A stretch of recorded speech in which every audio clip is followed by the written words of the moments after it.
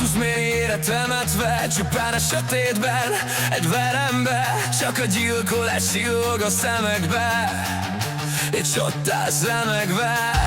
A fekete rózsa gyermeke, a pusztítás tökéletes fegyvere. Lehet csak futnod kellene, ez annál jobban tetszene. Csak egy utolsó leszerős kísérlet voltam, de azóta mindenki mellettem szexik holtan. Küldhettek rám emberekből ezreket, én élvezem a mámorító bíborvörös cseppeket. Fussál előlem, kérlek menekülj, csak vigyázz rá velem szembe ne kerülj.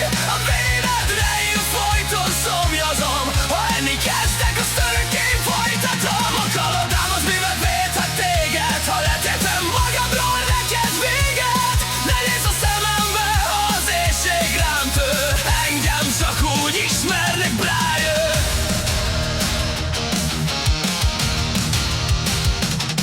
Az éjség sokszor uralkodik rajtam, mekkor senki sem győzhet le a harcban. Hallom a szívednek lüktető erejét, és érzem az ereidben csorgó véred melegét. Nem vagyok ember és nem vagyok szörny, akit nem tettek egy élősöly.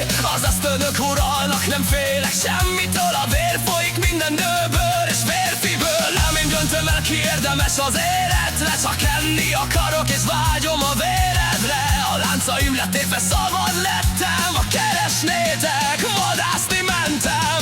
Fussál előlem, kérlek menekülj, csak vigyázz rám, velem szembe ne kerülj. A véredre én folyton szomjazol, ha lenni kezdek, azt örökké folytatom. A kalodám az mind megvédhet téged, ha letépem magamról neked véget. Ne nézz a szemembe, ha az éjség rám tör, engem csak úgy ismernek, Brian.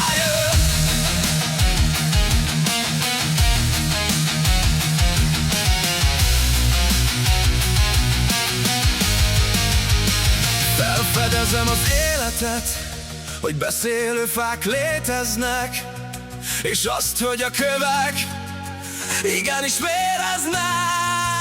Fegyvernek alkottak, de gyermek maradt lelkem, az utamat ma